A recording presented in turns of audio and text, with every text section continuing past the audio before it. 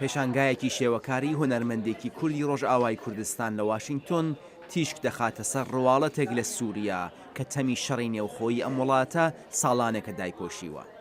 هیوا و ڕووناکی دوو بابەتی سەرەکی ئەو تابلۆیانن کە هونەرمەندی شێوەکار لوقمان ئەحمەد لە پێشانگایەک لە ژێر نێوی مێلۆدی هیوا سەرنجی بینەرانی بۆ سەرڕادەکێشێت. لوقمان ئەحمەد دەڵێت ئەمە ڕواڵەتێک لە سووریایە کە قەیرانی شەڕی ناوخۆیی ناهێڵێت ببینرێت، هەر بۆیە ئەو هەوڵ دەدات و بیری بێنێتەوە لە کۆتاییدا تەنیا هیوا دەمێنێتەوە. وەکو کورد وەکو سووریژی هەردوو عالیژی مەخواست علیە هونەری دێ بەحسا هێویە بکەم ئەو هێویا گۆوەندایی ناو شەڕ و ناو سیاسەتێ دە سەرماسی سیاسەتێ مگوت ئەس شەکی بکەم لەسەر وێ. یەک لە تابلۆ زۆر سەرنج ڕاکێشەکانی ئەم پێشانگایە تابلۆی منداڵێکی ئامێرژەنە، ئاوێتەی تاریکی و شەڕ لەلایەکەوە و هیوا و مۆسیقا لەلایەکی ترەوە. تابلۆیا سەرەکی ئەو کوڕێکی بچووک وڵۆ مساچێکری لە کەمانێ دخینە لە ڤیالێن دخینە لێ مەخواست ئەس ژوێ دەست پێ بکەم.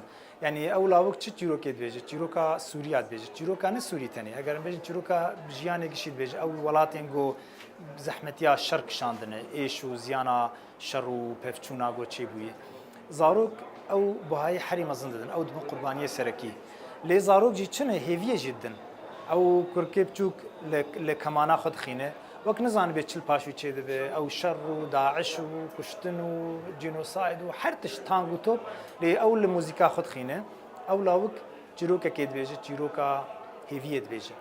ئێرنیا پایۆسۆڤا یەک لە ئامادەبووانی ئەم پێشانگایە دەڵێت تابلۆکانی لوقمان بە کاریگەرترین شێواز پەیامی خۆیان دەگەێنە بینەر. من پەیامگەلێکی زۆر لەم تابلۆیانە وەردەگرم لەلایەکەوە ڕەنجی ڕەش و تونند و تیژی کە کاتێک چاوێن لێ دەکەم دەمخاتە گریان چون ئازارێکی زۆر دەگوازێتەوە. ئەم تابلۆیانە بە زمانی جیهانی هونەر ئەو ئازارەی مرۆڤ لەو ناوچەیە چێشتویانە دەگەێنیتە بینەر. لێرە هەروەها چەند تابلۆیەکمان هەیە کە زۆر ڕەنگا و ڕەنگ و پڕ لە خۆشەویستی و ڕووناکین. بۆ من شێوەی ئەم خانمانە زۆر سرنج ڕاکێشە. ئیندا سوانکی یەکتر لە ئامادەبووان دەڵێت گرنگی هونەری لوقمان بۆ ئەو چەند لایەنەبوونی تابلۆکانی ئەم هونەرمەندەیە.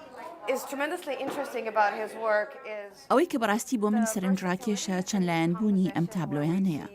بۆ وێنە لێرە هەم شێوەی خانمان دەبینین و هەم منداڵێکی ئامێژەن کە کوێ نادات لە پشت سەریەوە چی دەقەومێت. ئەم چەند لایەن بوونە هەم لە بابەتەکاندا هەیە و هەم لەو ڕنگانەی بەکارهێنراوە. تابلۆیەک باسی بابەتێکی زۆر ئاڵۆز دەکات و تابلۆیەکی تر بابەتێکی ئاسایی هەیە. بۆ وێنە تشک دەخاتە سەر خانمێک و ڕێگات پێدەدات هەست بە هزری ژیانی ئەو خانمە بکەیت. لوقمان ئەو توانایی هەیە کە لە ڕێگای چاوەوە لەگەڵ دڵت قسە بکات. لوقمان ئەحمەدیش جەخت لەسەر ئەوە دەکاتەوە کە لەگەڵ ئەوەی وشەی سووریا و بیرهێنەری شەڕ و وشەی کورد ئاوێتەی مێژوویەک پڕ لە ئازارە تابلۆکانی ئەم پێشانگایە ڕوانگەیەکی تر لەمبارەیەوە دەداتە بینەر. مەخواست دو بەشە بەش بکاربینم بەشێ سووریە مەگوت بەشێ کوردی بەشێ کوردیژی ئەو مەسەلا سیاست و نزاچێت تشتێکی ئەس دەبینم پر ئەنجام نادە.